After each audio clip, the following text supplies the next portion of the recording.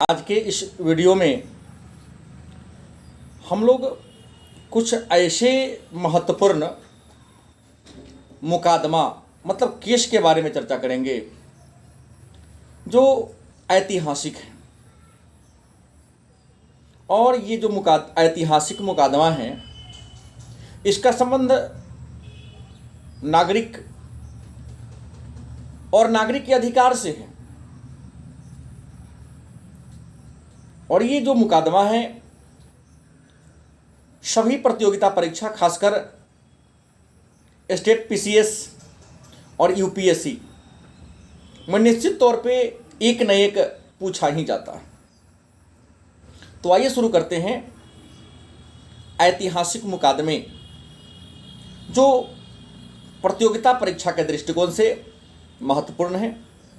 सबसे पहला 1958 में एक मुकादमा आई थी। उस मुकादमा का नाम था हनीफ कुरैशी केस। हनीफ कुरैशी केस जो 1958 में आई थी, इस मुकादमा में इस बात का जिक्र किया गया था कि बिहार सरकार ने गौवध पर प्रतिबंध लगा दिया था। माननीय बिहार सरकार ने गौवध पर प्रतिबंध लगा दिया था। तो कुछ जो समुदाय थे, कुछ जो लोग थे, उन्होंने इसका ऑब्जेक्शन किया, विरोध किया। तो हनीफ कुरैशी मुकदमा 1958 में सर्वोच्च न्यायालय ने यह निर्णय दिया, यह कहा कि बिहार सरकार ने गौवध पर जो प्रतिबंध लगाया है वह वैध है। राज्य सरकार चाहे तो पशु हत्या, दुधारू पशु हत्या पर रोक लगा सकती है। तो हनीफ कुरैशी मामला केस 1958 ईस्वी में आया था। इसमें बिहार सरकार के द्वारा लागू किए गए गौवध पर रोक को वैध मतलब कानूनी रूप से जायज ठहराया गया। दूसरा मुकदमा आया 1967 ईस्वी में गोलकनाथ केस। ये तो फेमस केस है, बड़ा ही प्रसिद्ध मुकदमा है।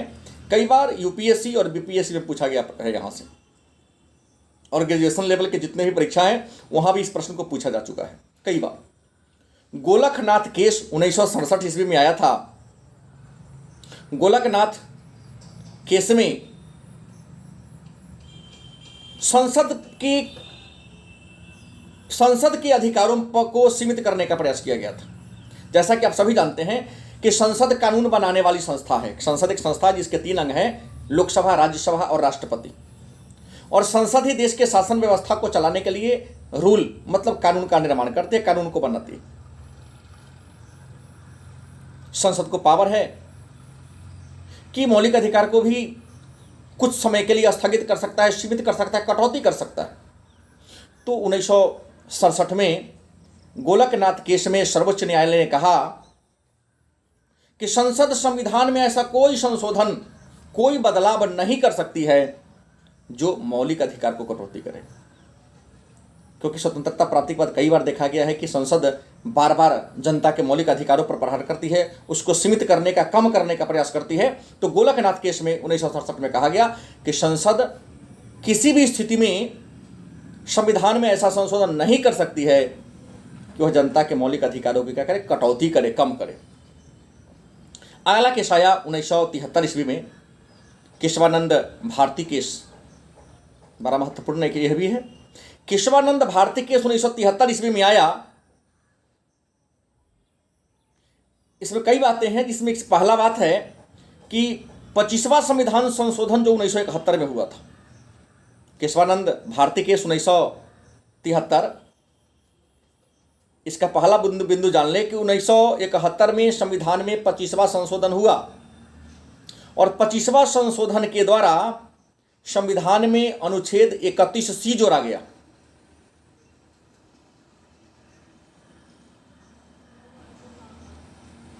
यहाँ पर कुछ आम जनता के हितों पर प्रहार हो रहा था। तो केशवानंद भारती केस 1973 में 25वें संविधान संशोधन के द्वारा जोड़ा गया अनुच्छेद 31C को रद्द कर दिया गया और कहा गया कि संविधान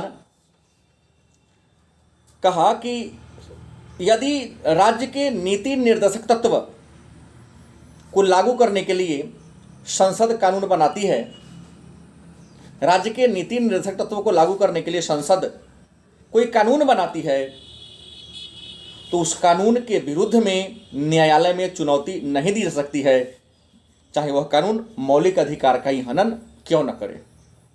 क्योंकि नीति निर्देशक तत्व जिसका वर्णन भाग 4 में है, वह वेलफेयर स्टेट के बारे में, लोक कल्याणकारी राज्य के बारे में चर्चा करता है। केशवानंद भारती केस में और भी कुछ बातें हुई थी, जैसे केशवानंद भारती केस 1973 में सर्वोच्च न्यायालय ने कहा कि संविधान में ऐसा कोई संशोधन संसद नहीं कर सकती है जो संविधान के मूल ढांचा को बदल दे या बिगाड़ दे। केशवानंद भारती केस 1973 में ही इस बात का उल्लेख है, वर्णन है, कहा गया कि संसद जो कानून बनाने वाली संस्था है, संविधान में ऐसा कोई संशोधन बदलाव नहीं कर सकती है जो संविधान के मूल ढांचा को बदल दे, संविधान के मूल ढांचा को बिगाड़ दे। पुनः केशवानंद भारती के 1973 में एक और बात आई, देश का सबसे बड़ा मुकदमा है ये, इसमें बहुत सारी बातों का उल्लेख है। केशवानंद भारती के 1973 में एक और महत्वपूर्ण बात थी कि सर्वोच्च न्यायालय ने यह व्यवस्था कर दिया, केशवानंद भारती केस में ही सर्वोच्च न्यायालय ने यह व्यवस्था कर दिया कि किसी व्यक्ति का, सरकार यदि किसी व्यक्ति के संपत्ति का उन्मूलन करती है, जैसा कि आप जानते हैं कि संपत्ति का अधिकार पहले मौलिक अधिकार था, लेकिन 44वें संविधान संशोधन 1978 के द्वारा संपत्ति के अधिकार को मौलिक अधिकार की श्रेणी से हटा दिया गया, उसे कानूनी अधिकार बना दिया गया। तो केशवानंद भारती केस 1973 में सर्वोच्च न्यायालय ने एक बात कही, बड़ा महत्वपूर्ण बात, क्योंकि जब संपत्ति का अधिकार कानूनी अधिकार हो गया तो सरकार अपना मनमाना तरीका से किसी निजी व्यक्ति के संपत्ति को अधिग्रहण करके अपना काम को आगे बढ़ा सकती थी। मुकदमा गया सर्वोच्च न्यायालय में कि हमारी संपत्ति है, सरकार बिना मुआवजा दिए कोई काम कर लेती है। तो केशवानंद भारती के 1973 में ये बात को कहा गया, सर्वोच्च न्यायालय ने डिसीजन दिया कि सरकार यदि किसी व्यक्ति के संपत्ति का उन्मूलन करती है, उसको अधिग्रहण करती है, तो उस संपत्ति का जो सरकारी वैल्यू होगा, उस समय जिस समय सरकार संपत्ति का अधिग्रहण करती है, उस संपत्ति का जो वैल्यू होगा, उस संपत्ति का जो मूल्य होगा, क्षतिपूर्ति के रूप में सरकार देगी। 1973 के ही केशवानंद केस में कहा गया कि संसद जो कानून को बनाने वाली संस्था है, कानून बनाने वाला एक निकाय है, कहा केशवानंद के भारती केस में ही कहा गया कि संसद संविधान के आधारभूत ढांचा को नहीं बदल सकती। संसद संविधान के आधारभूत ढांचा को नहीं बदल सकती है। यह बात किस मुकदमा में कहा गया?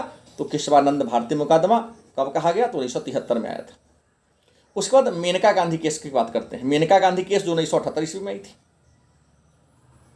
मेनका गांधी केस जो 1978 ईस्वी में आई थी, इसमें सर्वोच्च न्यायालय ने यह कहा कि कोई भी व्यक्ति, देखिए अभिव्यक्ति का अधिकार मतलब बोलने का अधिकार व्यक्ति का मौलिक अधिकार है, हम भी जानते हैं। संविधान के भाग 3 के अनुच्छेद 19 में इस बात का उल्लेख है कि अभिव्यक्ति का अधिकार मतलब बोलने का अधिकार व्यक्ति का मौलिक अधिकार है। तो कोई भी व्यक्ति अपने विचार को अभिव्यक्त करने के लिए, अपने विचारों को रखने के लिए अगर विदेश में जाता है तो उसका पासपोर्ट जब्त नहीं किया जाएगा। इंदिरा गांधी, मेनका गांधी केस 1978 में इस बात को कहा गया कि कोई भी व्यक्ति अपने विचार को अभिव्यक्त करने के लिए, अपने बातों को रखने के लिए विदेश में जाता है तो उसके पासपोर्ट को जब्त नहीं किया जाएगा। क्यों? क्योंकि अभिव्यक्ति का अधिकार, बोलने का अधिकार हमारा मौलिक अधिकार है। एक और केस आया 1985 ईस्वी में, शाहबानो केस, नाम सुने होंगे, बड़ा फेमस केस है। 1985 ईस्वी में शाहबानो केस और 1995 ईस्वी में सरला मुदगल मुकदमा आया था। दोनों अलग अलग टाइम में आया था, लेकिन दोनों में एक ही बात है, इसलिए मैं एक बार चर्चा कर दे रहा हूं। शाहबानो केस जो 1985 में आया था और सरला मुदगल मुकदमा 1995 में आया था। पहले शाहबानो केस आया और उसी कानून के आधार पर सरला मुदगल मुकदमा भी सर्वोच्च न्यायालय ने डिसीजन दे दिया, कोई चेंजिंग नहीं किया। तो दोनों में क्या बातें थी? शाहबानो केस 1985 और सरला मुदगल केस 1995 में सर्वोच्च न्यायालय ने क्या कहा? तो इसमें कहा कि सरकार न्यायालय ने सुझाव दिया कि राज्य या न्यायालय किसी राज्य को आदेश नहीं दे सकती है। न्यायालय, देखिए, संविधान का भाग 4 भारत को लोक कल्याणकारी राज्य बनाने के लिए प्रेरित करती है, क्योंकि इसमें गांधी के आदर्शों को, पंडित नेहरू के आदर्शों को समाहित किया गया है। भाग 4 एक लोक कल्याणकारी और समाजवादी राज्य को स्थापित करने का विचार अभिव्यक्त करता है। लेकिन शाहबानो केस, सरला मुदगल केस में कह दिया गया, सर्वोच्च न्यायालय ने कहा कि कोई किसी राज्य सरकार पर यह दबाव नहीं डाला जा सकता है कि आप संविधान के अनुच्छेद 44 को लागू कीजिए। यह सरकार के ऊपर निर्भर करता है, लागू करे या न करे। अनुच्छेद 44 समान नागरिक संहिता, यूनिफॉर्म सिविल कोड, मतलब देश एक है तो कानून एक होना चाहिए। सर्वोच्च न्यायालय ने कह दिया ठीक है कि देश एक तो कानून एक हो, लेकिन किसी राज्य सरकार को फोर्स, बलपूर्वक उसको लागू करने के लिए आप बाध्य नहीं कर सकते, मजबूर नहीं कर सकते हैं। राज्य सरकार को मन होगी तो लागू करेगा, मन नहीं होगी तो नहीं लागू करेगा। ऐसे आपको बता दें कि वर्तमान समय में भारत में 28 राज्य हैं। इन 28 राज्यों में से मात्र एक ही ऐसा राज्य है जहां अनुच्छेद 44 लागू है, वह राज्य है गोवा। 1963 में एक और केस आया, बालाजी केस, और उसी बात को रिपीट किया गया दूसरी बार 1992 ईस्वी में इंदिरा साहनी केस या मंडल केस। एक ही बात है, परीक्षा में जैसे पूछ आपको ध्यान रखना है।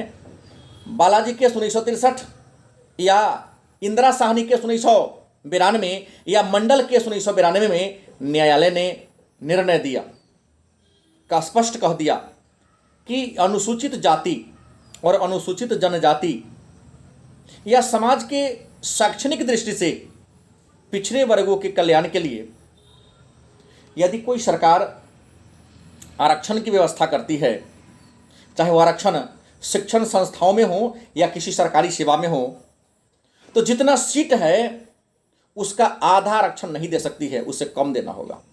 मतलब किसी भी स्थिति में आरक्षण 50% से अधिक नहीं दिया जा सकता है। मतलब बालाजी केस 1963, मंडल केस 1992 और इंदिरा साहनी केस 1992 में न्यायालय ने कह दिया, सर्वोच्च न्यायालय ने कह दिया कि भारत लोक कल्याणकारी राज्य है, लोगों का कल्याण करना सरकार का परम धर्म या दायित्व है। पिछड़े का कल्याण करना, अनुसूचित जाति अनुसूचित जनजाति का कल्याण करना सरकार का दायित्व है। लेकिन किसी भी स्थिति में, किसी भी शर्त में, चाहे शैक्षणिक संस्थान हो, सरकारी नौकरी हो या किसी भी मुद्दा पर हो, 50% से ज़्यादा आरक्षण नहीं हो सका। जितना सीट होगा उसके आधे से कम पर ही आरक्षण दिया जाएगा, आधा भाग सामान्य के लिए छोड़ना पड़ेगा, जिसमें सभी लोग आ सकते हैं, जिसकी कैपेसिटी है मानसिक। और एक और महत्वपूर्ण केस पर चर्चा करते हैं, वह है 1994 का SR Bommai case. SR Bommai case या एसआर बोमई मुकदमा, ऐसा संविधान में लिखा गया है, कहा गया है कि राष्ट्रपति की 3 आपातकालीन शक्तियां हैं। राष्ट्रीय आपात लागू करने का 352 के तहत, राष्ट्रपति शासन 356 के तहत और वित्तीय आपात अनुच्छेद 360 के तहत लागू करते हैं। तो राष्ट्रपति जो आपातकाल की घोषणा करते हैं उसको चैलेंज नहीं किया जा सकता है, संविधान में कहा गया है। संविधान में स्पष्ट लिखा गया है कि राष्ट्रपति यदि आपातकाल की घोषणा करते हैं, चाहे वह राष्ट्रीय आपात हो या राजकीय आपात हो, राजकीय आपात को हम राष्ट्रपति शासन कहते हैं, तो उसे न्यायालय में चुनौती नहीं दी जा सकती है। लेकिन 1994 में एसआर बोमई मुकदमा आया, उसमें कहा गया कि राष्ट्रपति यदि अनुच्छेद 356 के तहत किसी राज्य में राष्ट्रपति शासन लागू करता है तो न्यायालय इसकी समीक्षा कर सकती है कि राष्ट्रपति महोदय ने किसी राज्य में जो राष्ट्रपति शासन लागू किया है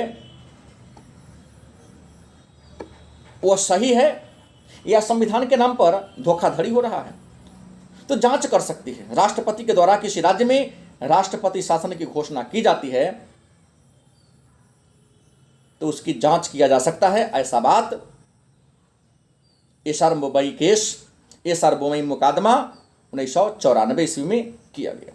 तो ये था भारत के कुछ महत्वपूर्ण मुकदमा कुछ महत्वपूर्ण ऐतिहासिक मुकादमा परीक्षा के दृष्टिकोण से महत्वपूर्ण है। निश्चित तौर पे आप लोग इसको गौर से सुनेंगे, ताकि भविष्य में कभी इस प्रकार का प्रश्न पूछे तो एक नंबर आपका छूट न जाए। तो आज की क्लास में इतना ही। पुनः कुछ नए अलग प्रकार के प्रश्नों को लेकर आपके सामने हाजिर होंगे फिर। तब तक के लिए धन्यवाद।